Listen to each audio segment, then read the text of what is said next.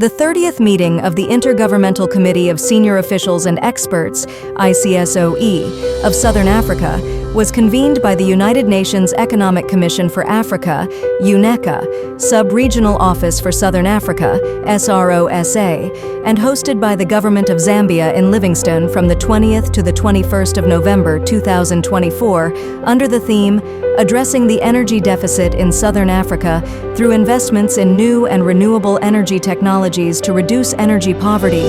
During the two events, exhibitions were organized to showcase the challenges of limited energy access, energy insecurity, and energy poverty in Southern Africa, and the initiatives to address these challenges through concrete examples of how some of the regional member states have overcome these. Here are excerpts from some of the exhibitors. Here what we're displaying is basically information pack for the Energy Regulation Board at this conference. So just to understand where we're coming from, we're a statutory body that was established under the Act of Parliament. The functions of the ERB is to regulate the energy sector in its entirety. And regulation means that we monitor how all the energy companies are working in the energy sector. But before we do that, we need to have a tool that we need to use. So the core tool that we use is actually a license. So we issue licenses to all the players in the energy sector, and through the license has conditions. It's like the driver's license. You're not supposed to drive in the left or the. So that's how it is also in the energy sector. So the license has conditions under which all the entities are supposed to abide by. So as the ERB, what we do is basically to ensure that the regulatory arm is flexed, especially in a situation like this one, where we have some kind of a crisis in the energy sector. So what we have done is also just to flex or to ease the regulation in terms of the imports of the solar. So we're working together with other government institutions to ensure that the imports of solar is eased and accelerated so that people can divert from. So fuel marking is basically to identify the fuel that is in the country. So that we are able to tell that this fuel is for the Zambian market. So the marking simply means writing a signature on the fuel that is aimed for Zambia. But so we are able to tell that this is Zambian fuel, and also helps us to monitor in terms of the quality of fuel, and also to avoid pilferage in terms of the legalities around it. So we're representing the Ministry of Energy. So the Ministry of Energy is responsible for the development of the energy sector in Zambia, be it petroleum, electricity, and also renewable energy. Looking at the drought situation that we have now, it's brought the ministry to maybe now there's emphasis on development in terms of renewable energy, encouraging the development in renewable energy. We have the Zambia Power Development Framework. So this is a guide on development in the energy sector. So it gives some sort of guidance and allows private sector participation in the energy sector. So it's just on the framework that we have, the legal standing and the processes that are there. So this is a document that would guide the developers with regards to energy and also renewable energy. All right. So this is a company called Legendary Creations, and we specifically specialize in handmade products, mainly beaded. There's a little men's section here. There's only one thing. Because we know the men will still buy for the women. And there's also deco. Yes. So tell me though, this is all, you said, is it all women only, or is it any kind of... Well, we also have men and a bit of deco. We are still transitioning into other accessories that we can make. What about who makes them? Is it men make them as well, or is it women who make? Is it... Anyone can make Anyone can make? Yes, anyone can make. Is this a certain style, or is it just what you decide to make, or is this a style? Is it from the local people? Just what we decide to make. Sometimes it depends on the demand, what people want to see. Yeah. But we are inspired by jewelry from all around the world. And how are you? A lot of tourists come and buy your product. Are you exporting out there now? We are in the process of exporting. Really? Yes, because our business is mainly online. So they're trying to reach out to the outside market. What's your online? Legendary Creations. So our organization is Women's Entrepreneurship Access Center, WIAC Zambia, with offices in Lusaka, Livingstone, Dola, and Kitwe. And our our work deals with women, building women's entrepreneurship skills.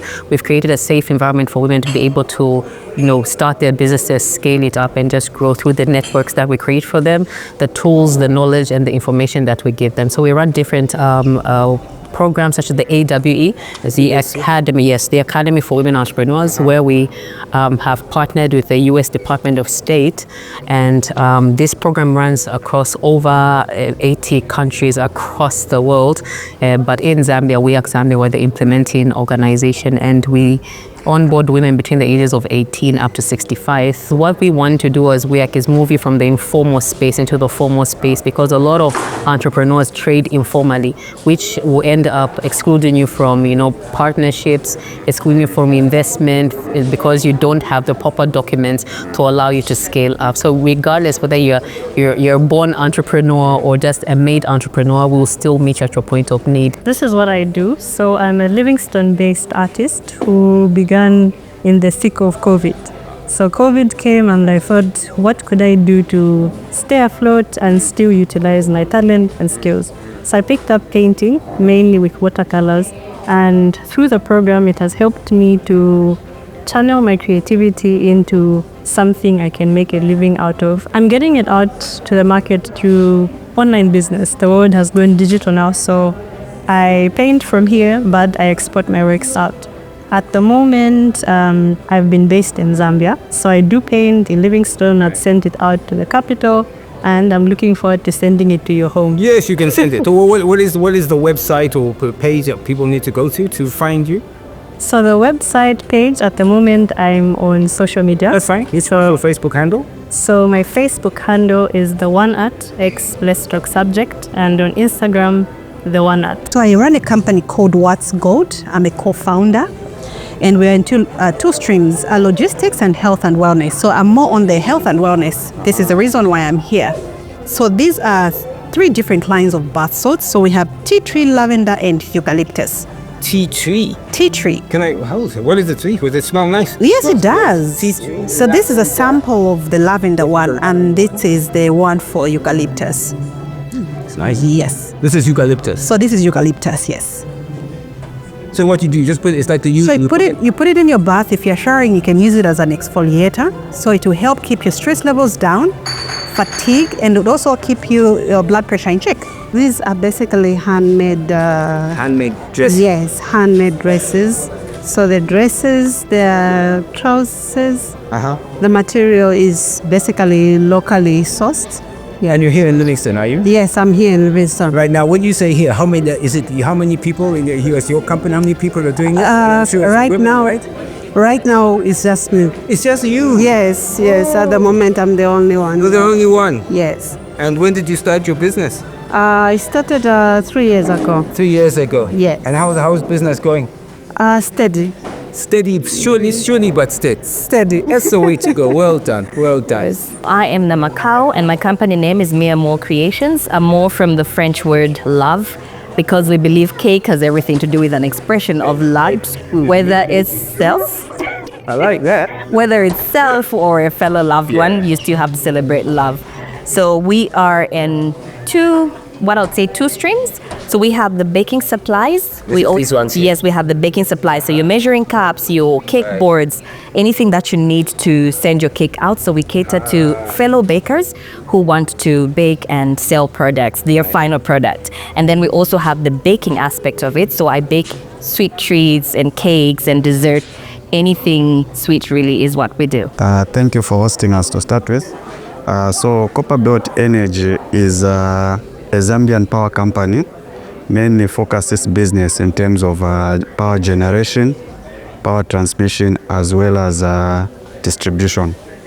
Power generation in renewable or just in any? It does own renewable energy solar PV plants, which is 94 megawatts capacity, and those solar PV plants are being managed and operated by its subsidiary called CEC Renewables. CEC Renewables, that's in Zambia? Yes. All right. Are you only based in Zambia or are you in the region?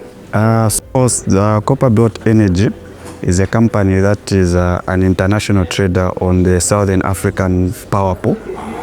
Yeah, of which we do supply power both on the Copper Belt province to the mines as well as the Katanga region.